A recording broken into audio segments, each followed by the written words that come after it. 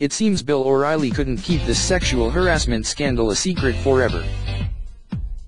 On Tuesday, the New York Times revealed the Fox personality had been accused of sexual harassment by Juliet Huddy, but the complaint had quietly been settled last year. Last month, the Times anonymously obtained a letter the former Fox News anchor's lawyers sent to Fox News back in August, describing disgusting details that explained the O'Reilly Factor star first began pursuing a sexual relationship with Miz Huddy back in 2011. According to the letter, Bill invited Juliet to lunch near his Long Island home that January. Afterward, he allegedly brought her back to his home, and gave her a tour of every room. But as she was leaving, the doc claims he forcibly kissed her against her will, saying, to shock and disgust, as Miz Huddy was saying goodbye to Mr. O'Reilly, he quickly moved in and kissed her on the lips. Miz Huddy was so taken aback and repulsed that she instinctively recoiled and actually fell to the ground. Mr. O'Reilly, looking amused, did not even help Miz Huddy up. The next week, the on-air personality indicted Juliet to a Broadway show and gave her a key to his hotel room, instructing her to meet him there later that night. The lawyers say in the paper that their client arrived at the hotel but called Bill, asking if they could instead meet in the lobby. Miz Huddy declined and explained that she was not interested in Mr. O'Reilly on a personal or sexual level. When Mr. O'Reilly refused to take no for an answer, the Miami native went to his room to return the key.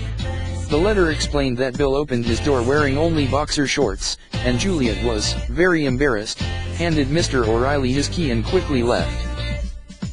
The document declared Bill had developed an obsession with Miz Huddy, would bombard her with highly inappropriate and sexual phone calls at all hours, and even sometimes sounded as if he was masturbating on the other end. Juliet was allegedly horrified and uncomfortable with these calls. Disgusted, Miz Huddy came up with an excuse and hung up the phone. While she never wanted a relationship with Bill, she felt compelled to comply with Mr. O'Reilly's request, given that he had total control over her work assignment.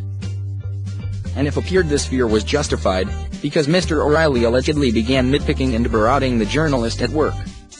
Miz Huddy's rejection of Mr. O'Reilly apparently did not sit well with him, as he began to retaliate against her both on and off air. Juliet was replaced on a segment of his show in 2013, and her segment Mad as Hell was cancelled. On September 5, Juliet, her team, and 21st Century Fox settled the scandal with an undisclosed six-figure sum according to sources briefed on the agreement in exchange for her silence and agreeing not to disparage, malign or defame Bill or the network. In return, Bill had to agree not to disparage, malign or defame Juliet, either.